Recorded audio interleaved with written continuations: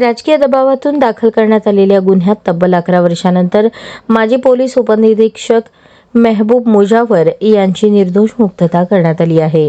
प्रकरण चौकशीला लागल्यानंतर अवघ्या 4 तारखांत झालेल्या सुनावणीनंतर सेशन न्यायालयाचे न्यायमूर्ती केंद्रे यांनी सबळ पुरावे नसल्याने मुजावर यांच्या बाजूने निर्णय दिला. 15 मार्च 2014 रोजी सिद्धेश्वर पेठेतील बांधकाम पाडकाम कोणाच्या आदेशावर झाले या वादातून सोलापूर महानगरपालिका बांधकाम परवाना विभाग कार्यालयात आरोपींनी शिवीगाळ आणि सरकारी कामात अडथळा निर्माण केला असा आरोप अभियंता कर्मचाऱ्यांनी केला होता. त्यावरून सदर बझार पोलीस स्टेशनमध्ये भारतीय दंडविधान कलम 353, 504, 506 अंतर्गत गुन्हा दाखल करण्यात आला. यावेळी अटक होऊ शकते या भीतीने मेहबूब मुजावर यांनी अग्रिम जामीन घेतला होता. तपासानंतर त्यांच्या विरुद्ध दोषारोपपत्र दाखल होऊन खटला सेशन कोर्टात वर्ग करण्यात आला.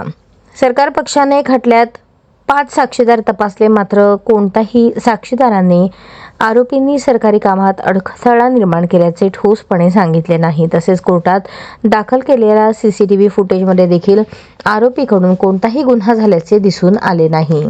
आरोपीच्या वतीने ॲडव्होकेट DN भडंगे आणि ॲडव्होकेट AN भडंगे यांनी खटल्यात ठोस बचाव केला. फिर्यादी स्वतः तयार नव्हता तरीही राजकीय दबावाखाली तक्रार नोंदवण्यात आली. आरोपींनी कोणत्याही गैरवर्तनाची घटना केलेली नसतानाही त्यांची बदनामी करण्यासाठी जाणीवपूर्वक खोटी फिर्याद तयार करण्यात आली. फुटेजमध्ये गुन्हा सिद्ध होत नाही असे मुद्दे अधोरेखित केले. न्यायालयाने हा बचाव ग्राह्य धरला आणि सबळ पुरावे नसल्याने मेहबूब मुजावर यांची 29 नोव्हेंबर 2025 रोजी निर्दोष मुक्तता घोषित केली.